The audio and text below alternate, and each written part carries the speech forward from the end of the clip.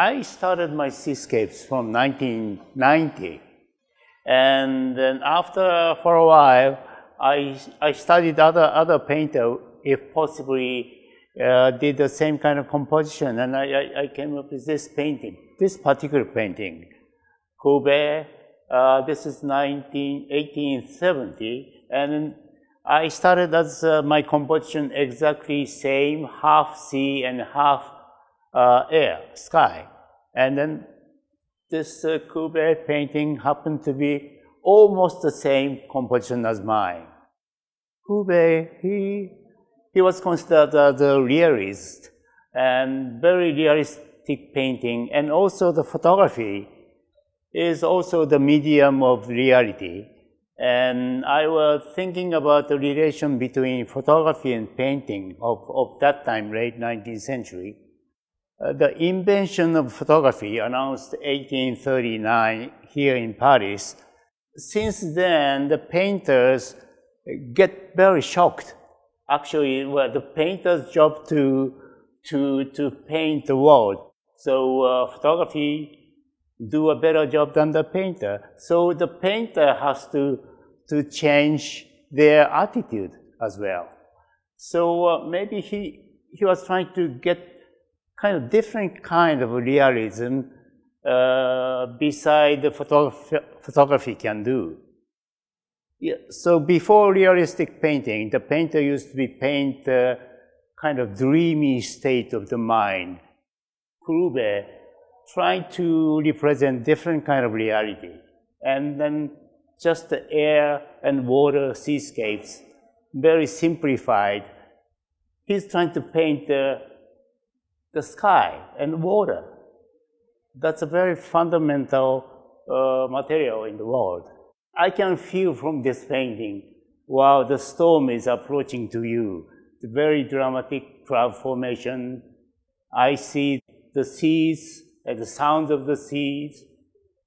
This is a kind of way to approach the reality by painting. But in my case, it's slightly different. I wanted to make it more calm sea and clear water, least cloud formation, and calm water.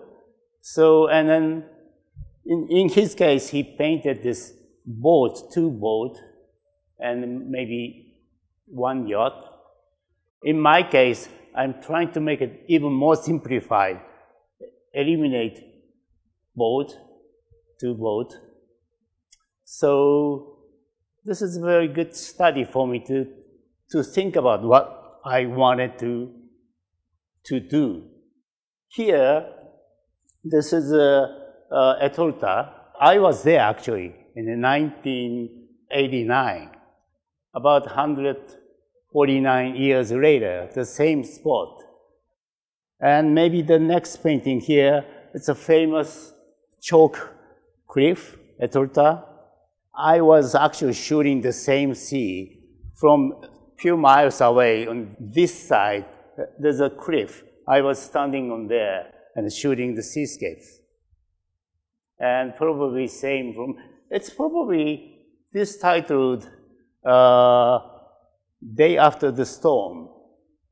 And then can be this is the day before.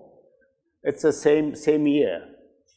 And the same boat, I can see it here and here. In this painting, it's getting closer to my intention. It shows a very crystal clear quality of the air and the quality of the water. Here it's a very stormy, and then this day after, you get the nice clarity of the quality of the air here.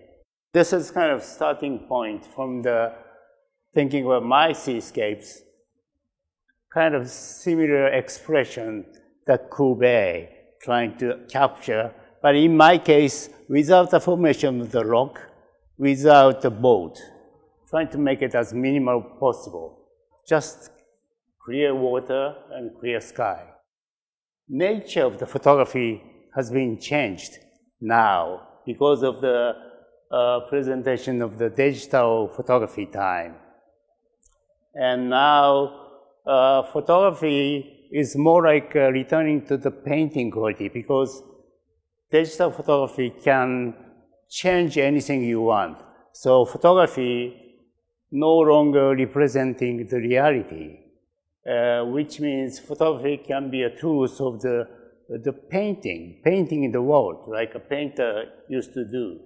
But my type of photography, before digital photography, more like a 19th century style photography, people used to believe that photography is a proof of the truth. Photography history is changing now. But I try to stay in more like a 19th century Courbet type time photography tradition. So I share some kind of artistic tools shared with photography and painting of 19th century. I'm a very, very old-fashioned style photographer.